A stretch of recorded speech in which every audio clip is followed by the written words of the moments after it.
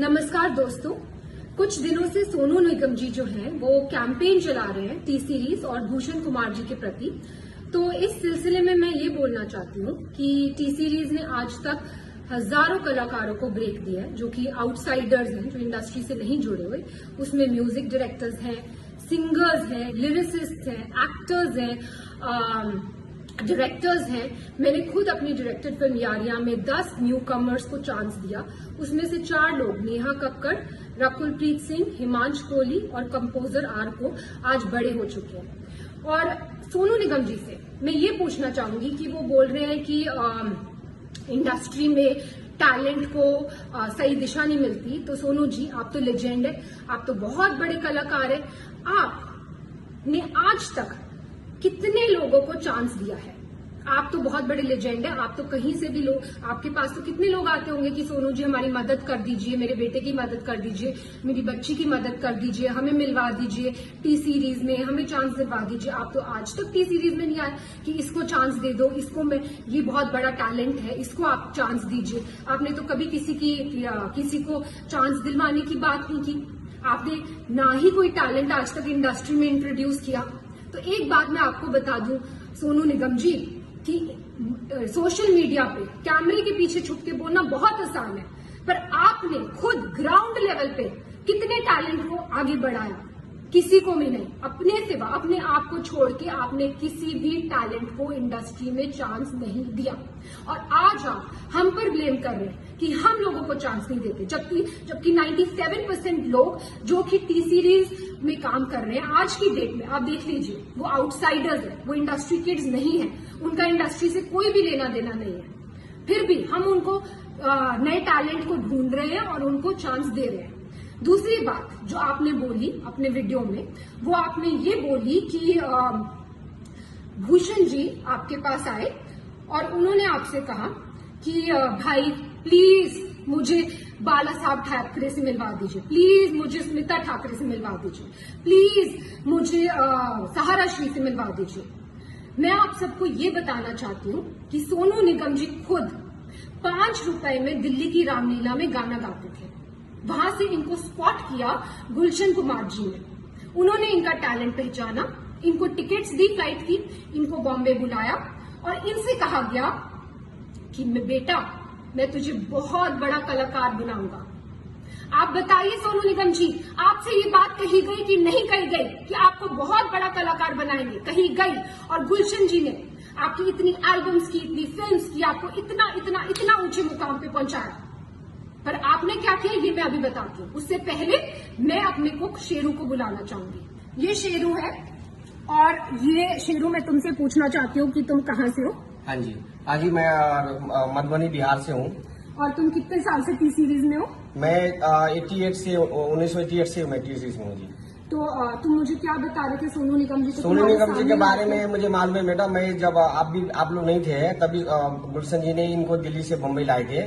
मैं गुलशन जी के साथ ही उस टाइम में था, गुलशन जी भी नहीं थे उस टाइम में। मैं गुलशन जी के साथ, मैं वो लोग बम्बई में रहते थे। सोनू निगम जी आए थे, उनके पास वो ऐसे छोटी स्कूटी होती है ना, उस भी आते थे। हमने हमारे ऑफिस में वो रिसेप्शन बैठे रहते, कितना भी साहब आते थे तो उनसे मतलब मुलाकात करने, कभी कोहली जी से, कभी मुकेश वगैरह, उनसे बातें करते रहते थे। घंटों घंटों लाइन में बैठे, मतलब वो उनसे बातें करना।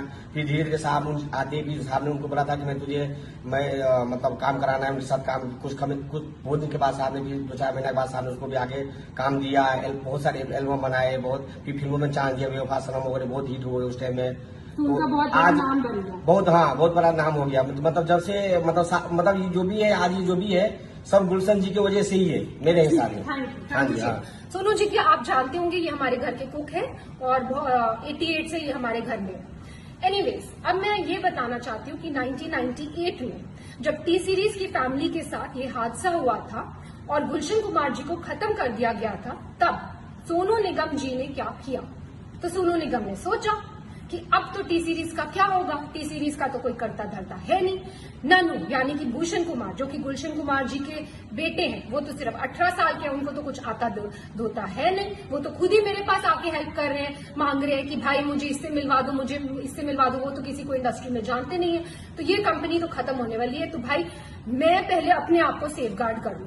तो इन्होंने जाकर एक दूसरी म्यूजिक कंपनी के साथ, इनकी मतलब कोई भी वो नहीं थी, कोई भी इनको थैंकफुलनेस नहीं थी कि टी सीरीज ने मुझे इतना आगे बढ़ाया। आज टी सीरीज फैमिली में इतनी बड़ी प्रॉब्लम आई है तो मैं इनके साथ खड़ा रहूं, मैं भूषण की हेल्प करूं और उसको मिलवाऊं लोगों से। रादर ये तो खुद दूसरी कंपनी के साथ जाकर इन्होंने एल्बम कर ली और भूषण इनके पास आकर मदद मांग रहे कि भाई मुझे ये कर दे वो कर दे, और इस मदद का एहसान ये आज जता रहे हैं, वीडियो बनाकर जता रहे हैं कि तूने मुझसे ये मदद मांगी। एनीवेज, तो भूषण जी ने इनसे मदद मांगी कि भाई प्लीज मेरे लिए दीवाना एल्बम कर दो, क्योंकि ये तो भाई पूरी तरह से एहसान फरामोश होकर दूसरी कंपनी में चले गए थे।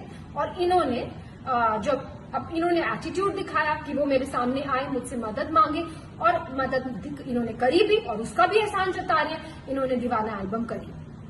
ठीक है, फिर उसके बाद इन्होंने जो वीडियो में दूसरी बात कही वो ये कही है कि भूषण जी ने इनसे मदद मांगी कि भाई मुझे अब्बू सलीम से बचा ले। अब मैं आपसे ये पूछना चाहती हूँ सोनू निगम जी कि अब्बू सलीम से बचाने के लिए भूषण जी आपके पास क्यों आए? प्लीज इस बात पे तहकीकात की जाए। क्या सोनू जी के रिश्ते थे अब्बू सलीम से? डेफिनेटली थे, तभी तो वो उनके पास मदद मांगने आए, और इन्होंने खुद अपने वीडियो में बोला है कि वो उनके पास मदद मांगने आए।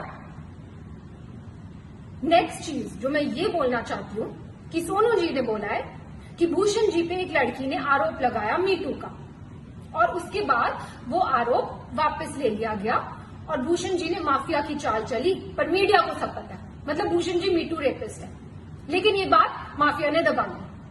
अब मैं आपको ये बताना चाहती हूँ सोनू जी कि मीटू एक बहुत ही अच्छी मूवमेंट थी जो स्टार्ट की गई इसलिए ताकि सोसाइटी में जो ऐसे लोग हैं, जो बुरे लोग हैं, उनका सफाया हो सके।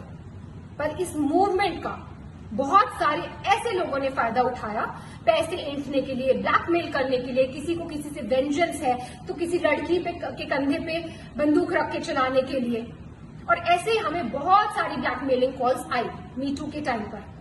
उस टाइम पर हमने सिर्फ पुलिस की सपोर्ट ली, पुलिस की हेल्प ली, और पुलिस ने तहकीकात की और पुलिस ने ये क्लियर कर दिया कि ये तो सीधा सीधा ब्लैकमेलिंग का केस है। और पुलिस ने हमने पूछा कि क्या आपको कुछ करना है, कुछ मानहानि का दावा करना है या कुछ करना है, हमने डिसाइड किया कि नहीं, हम मीडिया तक में भी ये बात आउट नहीं करेंगे कि क्या हुआ है हमारे साथ। क्यों?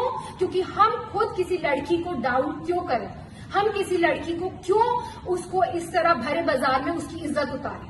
लेकिन उसका ऐसे बहुत सारे केसेस आए हमारे पास, और उसका फायदा आप जैसे लोग उठाते हैं। और कई लड़कियों ने एडमिट भी किया कि कई लोगों ने जो सच्चे दुश्मन है इंडस्ट्री में, उन्होंने वो पीछे थे इस मिली भगत के, लेकिन देखिए आप आज भी इसका फायदा उठा रहे।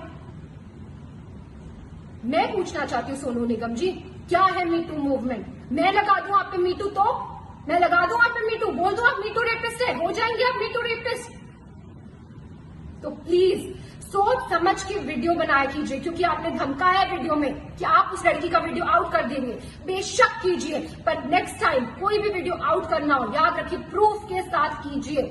बिना प्रूफ के मीटू मूवमेंट का कोई मतलब ही नहीं है।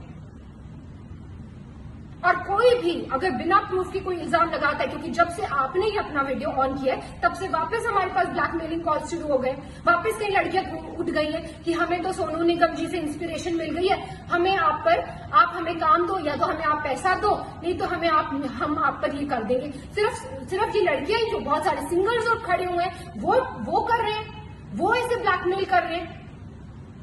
मुझे ये वीडियो बिल्कुल भी नहीं बनाना था सोनू निगम जी, और भूषण जी ने तो मुझे स्पेशली बोला था कि हमें चुप रहना है, हमें चुप्पी साधे रखनी है, लेकिन आपने अभी भी अपनी कैंपेन बंद नहीं की है। आज भी हम कोशिश करते हैं टी सीरीज से कि 80% लोग 100% लोगों को चांस दे, पर कई बार लोगों को काम नहीं मिल पाता बिकॉज सो मेनी रीजंस। किसी म्यूजिक डायरेक्टर, कोई धुन में कोई कलाकार जाता है, कोई धुन में कोई कलाकार जाता है। 80% लोगों को तो काम मिल रहा है ना मार्केट में, जो 20% को लोगों को काम नहीं मिल रहा वो कोई भी शुरू हो जाएगा, कोई भी किसी पे भी आरोप लगा सकता है। तो ऐसा माहौल है। और आपने जब अपना वीडियो ऑन किया तो मैं आपको बता दूं कि मेरे साथ क्या हुआ।